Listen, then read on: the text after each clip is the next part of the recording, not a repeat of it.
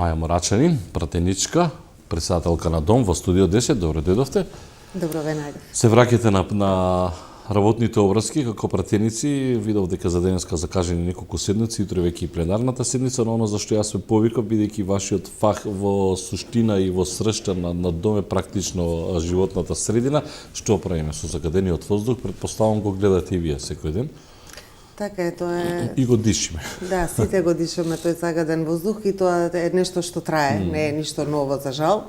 И никако да конечно да видиме подобрување евидентно во таа насока, во спречување на загадувањето на воздухот и да продишеме сите почист воздух, бидејќи со години оваа тема, особено во зимскиот период, е актуелна и потоа некако веќе не е во фокусот, не е во приоритетите до следната зима и некако така. Добро, што се случува? Што се случува? Имате ли информации што се случува? Вчера гледавме зелен хуман град, алармираат да не се носи токсичен отпад. Што се носи во Македонија? Например, во некои градови, особено еве во Штип. Во Штип не паметат луѓето дека постоела загаденост или дека имало магла. Завчера, први, втори тамо пред Нова година, и за првите денови од Нова година имаше магла, што е несвојствено. Да, за Скопје и за котлините е типично и тоа е резултат на геоположбата, едноставно и на метеоролошките услови во одредена средина на живење. За Скопје тоа знаеме дека и така и другите котлини. И што се случува? Таа температурна инверзија. Значи, во зимскиот период, кога има магла, практично како под капак останува воздухот во котлините и не е можна таа природна аерација, вентилација, кога нема ветер. Но магла се разгледува. И тоа се што излегува загадување и од домаќинствата, и од индустријата, од сообраќајот, останува во воздухот долу и тоа го дишеме и тоа е резултат. Затоа е загадувањето на воздухот големо. Да, за Штип е некарактеристично и зашто е воздухот во Штип вообичаено почист, бидејќи има ветер. Штип е познат како град на ветерот и така што практично природно прочистување на воздухот има, но еве заради овие навистина невообичаени метеоролошки услови за овој период од годината и тоа делумно и е резултат на климатските промени кои што се случуваат на глобално ниво. Не е нормално во јануари месец да имате температури од 15-16 степени, да нема снег и тоа не е само за Македонија, значи тоа е феномен што се случува на глобално ниво. Еве гледаме и во Европа што се случува, тоа се климатските промени кои веќе ги живее светот, а на кои се уште многу малку се обрнува внимание, не само кај нас, туку и на глобално ниво, покрај сите тие самити, се уште не можат да се договорат, да се преземат итни мерки, итна климатска акција, што е неопходна ако сакаме да се спаси планетата. Што е кај нас во Македонија проблем или еве во Скопје, например, бидејќи некако тргна приказнава во 2017 година, 18 кога беа изборите, де дрисла, де не знам кој, де овој, де оној, впечаток е дека во Македонија нешто се случува. Впечаток е дека големите играчи знаат, но не и кажуваат на маливи додека се троват. Нешто има. Да, алудирате на ова загадување од некој увезан отпад и така натаму, значи вчера и Зелен град го кажа тоа, да. Значи не знам со какви информации располагаат. Јас можам да кажам дека ми се чини 2020 прв пат донесовме со закон забрана за увоз на отпад за горење како енергент. Значи во Македонија е забрането да увезете отпад кој ќе го користите за горење. Потоа со новите предлог измени на законот за животна средина за отпад, имаше повторно обид да се дозволи, но јас лично поднесов амандман со кој остана забраната за увоз на отпад како енергенс во државата. Значи, кај нас можете да увезете отпад за рециклирање, за реупотреба, но не можете да увезете отпад кој што ќе го користите за горење. Доколку такво нешто се случува, тогаш тоа е сериозно прекршување на законот. И затоа велам, мора да сме јасни кога зборуваме за увоз на отпад како енергенс. Значи, тоа кај нас со закон веќе 2-3 години во континуитет не е дозволено, односно е строго забрането. А каде да провериме? Јас Може би веќе можете. тоа треба инспекторатите. Јас веќе и разговарав со Државниот инспекторат за животна средина да проверат, тие се одговорни за интегрираните дозволи инсталации кои има, значи овие големи загадувачи што ги велиме, а додека општинските инспектори тие се одговорни да ги контролираат помалите фабрики кои што имаат интегрирани дозволи и елаборати. Бидејќи има сомнение во јавноста и загрижено, што е нормално, особено кога е загадувањето високо, најдобар начин како тие шпекулации, ако се шпекулации, да бидат отстранети, ако навистина нешто се случува, тогаш да биде утврдено, е сите инспектори за животна средина, комунални инспектори, да ги едноставно инспектираат, да направат вонредни контроли во капацитетите и да се види за што станува збор. Бидејќи вака ќе зборуваме паушално. Вас ве прашувам искрено, да се абстрахирате и како пратеник и како политичар на крајот од денот. Вие верувате, гледате дека нешто се случува. Вие верувате дека сето ова загаденост е од затоа што луѓето се греат на дрва и затоа што не знам што се случува? Сериозно, затоа што ние видовме неколку снимки за време на викендот снимени од авион. Ние гледаме луѓе кои што секој ден се качуваат на водно и гледаме на што личи ова. Ова личи на се, ова нема врска ни со магла веќе.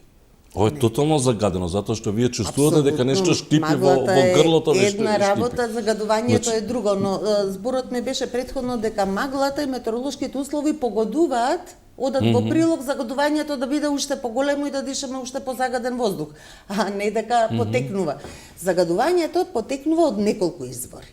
Значи, од загревањето не само на домаќинствата, туку и на објектите. Ние имаме и објекти во државна собственост кои што се уште користат мазут, нафта за грејење, па и дрва во некои средини ако сакате, што е недозволиво во 21 век, но еве толку ни била очигледно на сите грижата. Затоа велам, не се решава аерозагадувањето од денес за утре и со меѓусебни обвинувања на партиите кој помалку направил, туку треба тие сите стратегии и планови да се реализираат. Значи, еден од факторите е загревањето. Втор фактор е загадувањето кое доаѓа од индустријата, трето е од сообраќајот, четврто е од градежништвото, кое што например за Скопје апсолутно голем фактор кој придонесува, особено PM2,5 и PM10 частичките кои доаѓаат од градежните активности и третманот на отпадот. Значи повеќе фактори се кои што влијаат на тоа воздухот да биде загаден. Се ова прифаќам. Се ова прифаќам. Само да довршам, за ефикасна борба мораме да ги адресираме сите овие типови на загадувања, не само загревањето или само индустријата, туку едноставно на сите извори на загадувања да се действува. Се ова прифаќам. Јас ви тврдам, сите да се сложиме еве во Скопје, да не возиме автомобили, да исклучиме тие што се греат на дрва, дека ќе биде исто загадено. Овде некој нешто игра, веројатно работа и на нас новинарите да истражиме доколку можеме да пофатиме, веројатно и на вас на политичарите. Ова ваква загаденост, бидејќи овде воздухот се гледа, нешто се диже, ние воздухот го гледаме ние.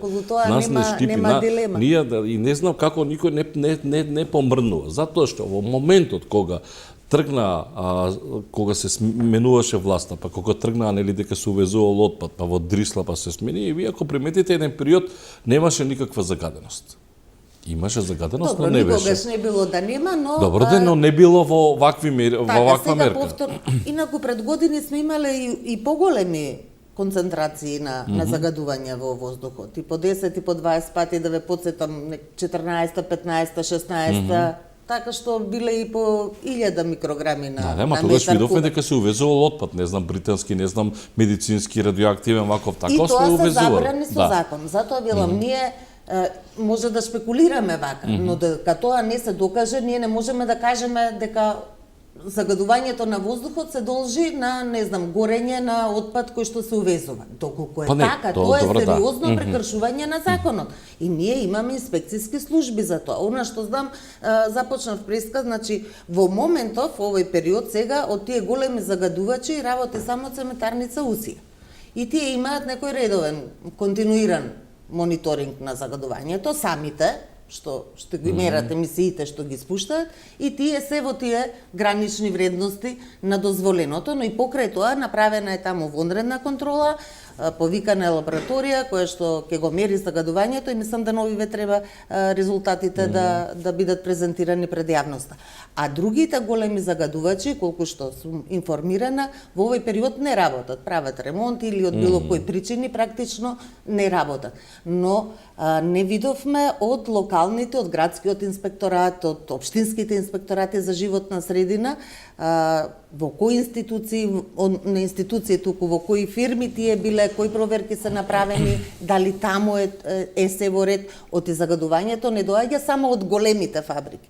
Доаѓа и од малите бизнеси, овие што имаат Б дозволи, например, не знам, тие што имаше исто дека согоруваат некој масла, например, во работилници за поправки на возила, маслото кое што е од автомобилите, тоа е апсолутно голем загадувач, или овие што се за производство на мебел, дека пак тие го согоруваат остатокот од материјалите кои што во нивниот процес на производство. Значи, многу различни типови на индустрија, ама за точно да знаеме за што зборуваме, мора инспекторите да си работат работата и да направат вонредни инспекции. Практично, една од тие итни мерки во вакви ситуации кога има енормно загадување, сите инспектори да направат вонредни инспекцијски контроли.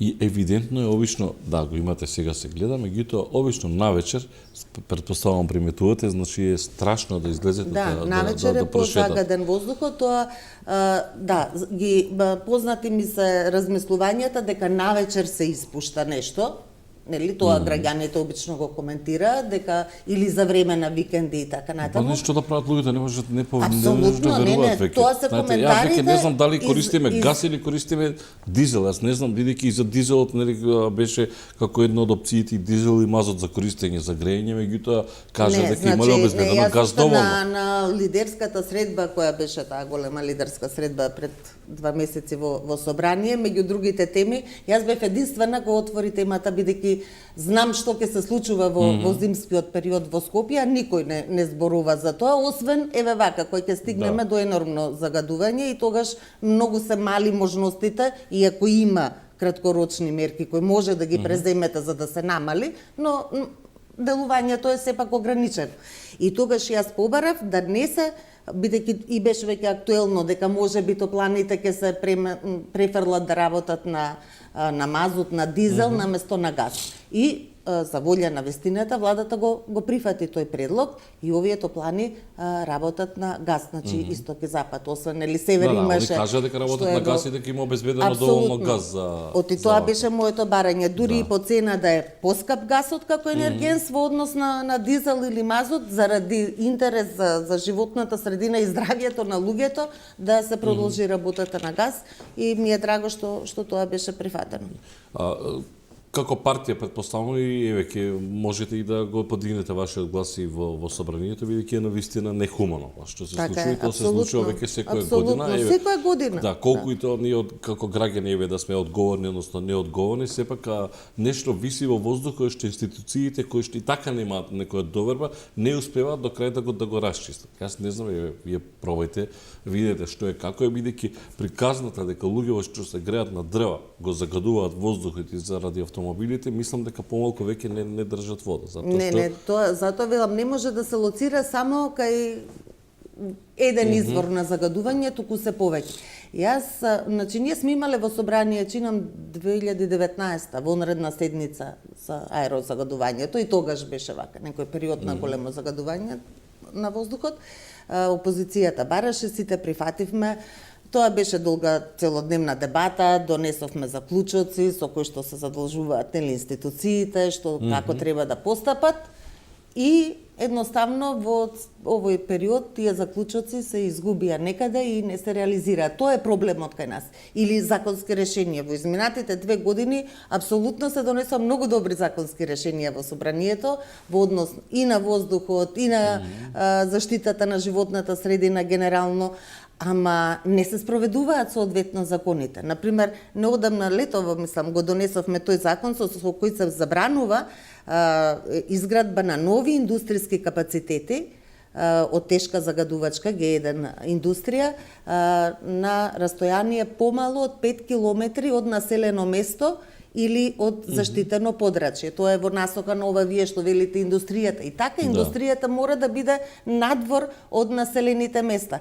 И ние во Скопје затоа и се соочуваме, да бидам јасна. Значи ова кога зборуваме дека се во рамките на дозволените гранични вредности, тоа не значи дека не загадува индустријата. Апсолютно. Загадува само во рамки на она што државата и го дозволила. Дали треба да се ревидираат тие критериуми? Мислам дека да. И затоа јас инсистирам веќе 3 години тој закон за индустријски емисии, не само јас, во Европска унија во секој извештај не го пишува, да се донесе законот за индустријски емисии, со кој што точно се адресира и загадувањето кое доаѓа од индустријата, и тогаш со тоа законско решение ќе бидат задолжени тие да има 24 часовен континуиран, значи, мониторинг, кој што јавно ќе го објавуваат. Многу е важно фирмите да бидат транспарентни во нивното работење, а искрено и сега никој не ги спречува да ги споделат резултатите од овие мерења кои што тие ги прават, за граѓаните да имаат доверба. Отивака секогаш ќе постои кај сите нас сомнеш дека нешто се случува, дека можеби некогаш ги гасат филтрите. Сум слушнала, бидејќи тоа е моја тема, па навечер испуштаат поголемо загадување. Значи, ако тој 24 часовен континуиран автоматски мониторинг се спроведува и ние сите имаме увид да кликнете, еве и вие новинари, ние како граѓани, дека што се случува со емисиите од некој индустријски објект сега во 10 часот наутро или во 10 навечер, тогаш веќе ќе имаме поголема доверба во целиот систем. И како против ова, бидејќи веќе не е само Скопје, стануваат и други градови, односно цела Македонија, и уште посимптоматично е што вие ако го погледнете и контекстот на државите каде што се случува, например Македонија, Косово, не знам, делови од Србија, еве гледам дека и Белград така имаше. Така, да, точно. Кога ќе погледнете мапата, се гледа границата со државите од Европска унија и во однос на загадувањето. Регионот на Западен Балкан е екстремно загаден, а овие другиве земји што се на запад немаат такво загадување. Што се случува некој исто што прави пари, но сметка на граѓаните. Да, убедена сум дека тоа се некои лични интереси, бизнис интереси кои што едноставно не обрнуваат внимание за загадувањето на животната средина, и не само за воздухот, генерално е тоа во многу други, ако да земеме за водите со ископите на песок например, кај што некој директно прави пари на сметка на загадувањето и уништувањето на животната средина и водите. Или тие инциденти што се случуваат од рудниците и така натаму. Тоа се катастрофи еколошки кои што практично вие и не можете никогаш да ги доведете после тие средини во првобитната состојба. И на чива штета е тоа? На животната средина, на граѓаните, на здравието на граѓаните, а некој нормално заради својот бизнис од тоа има профит. Да се вратам на регионот на Западен Балкан, што исто така многу важно и што е во контексти со климатските промени. Значи, некој 20-тина, сега не ме држете точно за збор околу бројките, мислам 20-тина термоцентрали на јаглен, што се во нашиот регион, Македонија, Косово, Србија, Босна и така, загадуваат како 200 други термоцентрали во цела Европа. Што значи тоа? Дека нашите термоцентрали, кои вклучително и нашата РЕК и така, немаат обезбедено соодветни услови во смисол на филтри, десулфуризација, прашување и така натаму. Значи тоа е енормно загадување и ние со години ги толерираме, например РЕК. Зошто? Затоа што е нашиот единствен енергетски капацитет кој што произведува електрична енергија. А не е дека не можеше досега, нели, да се стават филтри, па не знам колку год да биле скапи.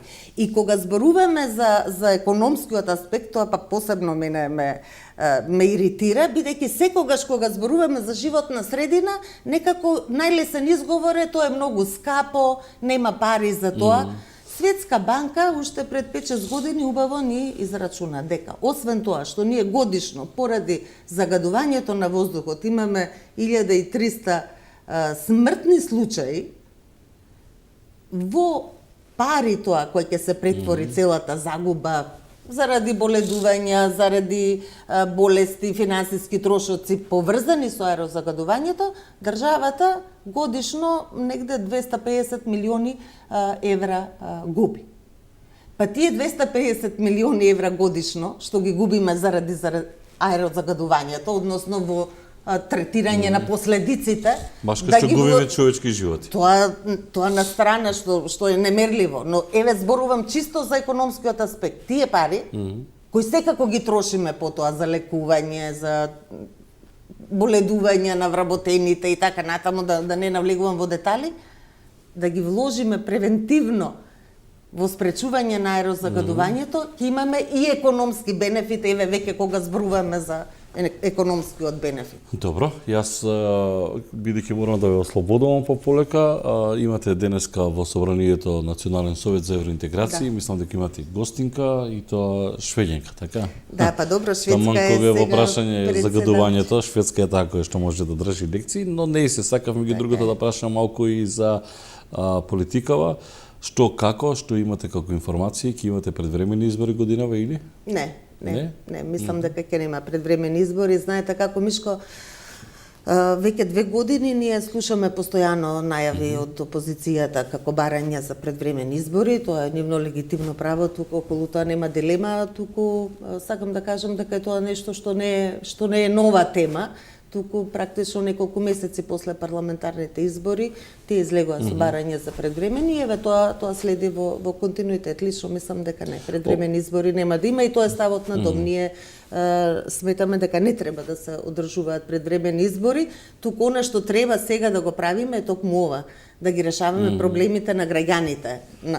Покрај енергетската, економската криза, се разбира и аерозагадувањето е еден од проблемите кои што треба да биде приоритет. Значи тоа да биде фокусот, а не дневна политика и партиски рейтинзи мерење и на кој како му одговара дали да има избори или не.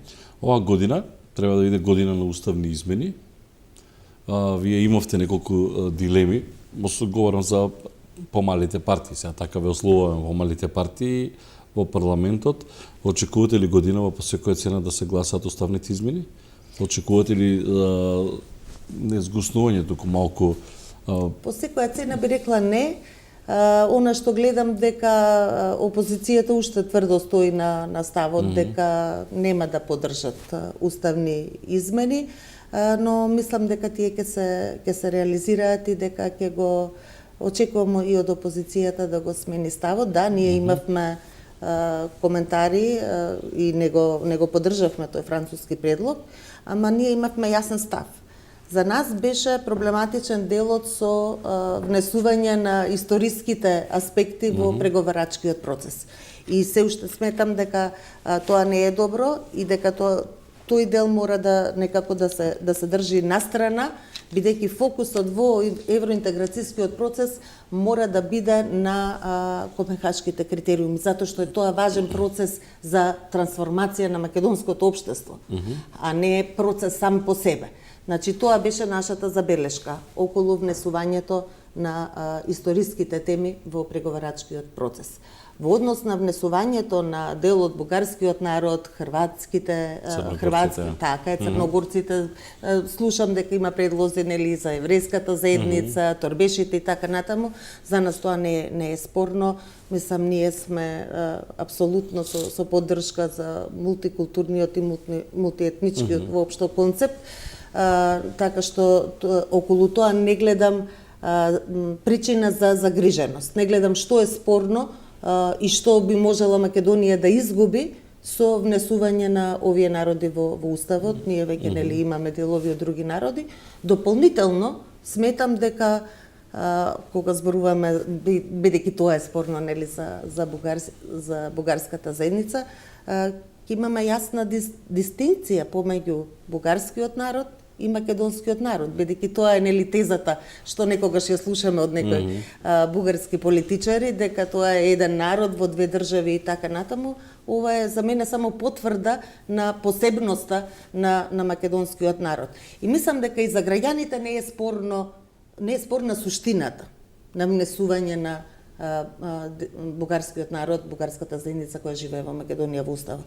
Туку е спорен процесот, спорен е начинот на кој што тоа на еден вид притисок и условување се прави. И тоа не е во ред. И граѓаните со право се разочарани околу тоа, бидејќи едноставно ние сите знаеме дека со промената на името и тогашната промена на уставот, пораките кои што ги добивме беше дека кога ќе се затвори отвореното прашање со Грција и тие уставни измени, Македонија ќе стане членка на НАТО и ќе ги започне евроинтеграцијските процеси со Европската унија. И тоа не се случи и дојде друг, нели, ајде да не се навреќам толку историски, но уште еден услов.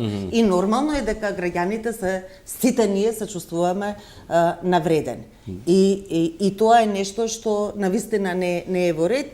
Да не зборувам понатаму изјави навредливи и така натаму од страна на политичари, па клубови. Значи сето тоа не оди во прилог на добрососедски односи и поддршка.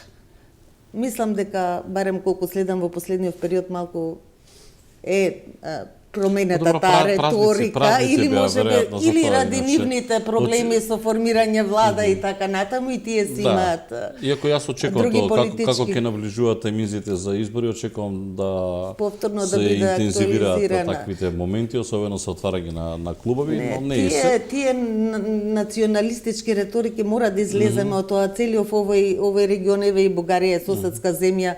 Значи, ние не може регионот да се движи напред ако се бавиме со ваква дневно политичка реторика во функција на избори. Па еве гледам и кај нив нешто не помина славно таа тема со Македонија. Ако некој мислеше дека така ќе ги придобие гласовите на граѓаните, гледаме дека тоа не се случи и веројатно пак ќе има избори во Бугарија, да. За жал таа реторика, националистички или какви да е, барем во овој регион е видлива. Има се повеќе и гледаме ние што се случува и на северот во Косово.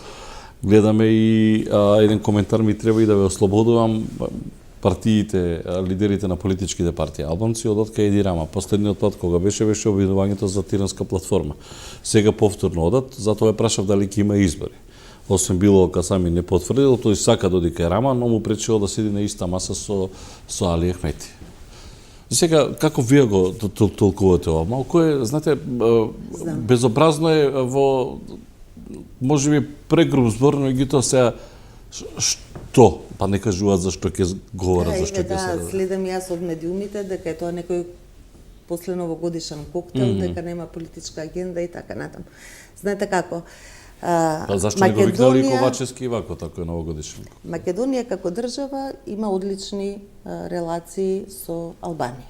Билатерални односи. Исто соработуваме во рамки на отворен Балкан. И за мене е тоа важно.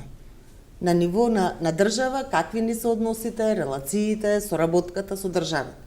Се разбира, политичките партии имаат право да имаат своји релации со кого сакаат, но она што мислам дека треба да се менува не само во Македонија, во регионот, тоа е таа етничка агенда во политичките партии, прво, која после се рефлектира нели и во политичкиот живот во општествата, и дека партиите треба да бидат, јас секогаш инсистирам на тоа, јасно идеолошки профилирани. Тоа е улогата на политичката партија. Не етнички профилирани. Туку каде сте вие со својот вредносен систем во тој политички спектар. Дали сте конзервативни, зелени, социјалдемократи, либерали и така натаму. Затоа што тоа е платформата на која ние како политички партии действуваме и пораките кои ги праќаме до граѓаните да се одвестуваат на нашите политички вредности кои ги застапуваме. Односно тој граѓански концепт да го негуваме и во политичките партии и во општествата во регионот. Имаме изгледа уште многу звучење ние кога во прашање демократија. Благодарам што бевте во студио 10 и борете се за воздухот. Ќе имате поддршката. Да. Ви благодарам на поканата. Навистина е важно, мислам, да зборуваме за овие теми И не само во зимскиот период кога загадувањето затоа што водите има загадување. Апсолутно има. Благодарам уште еднаш Маја Брачанин, пратеничка, председателка на Дом, во студио 10 гостинка.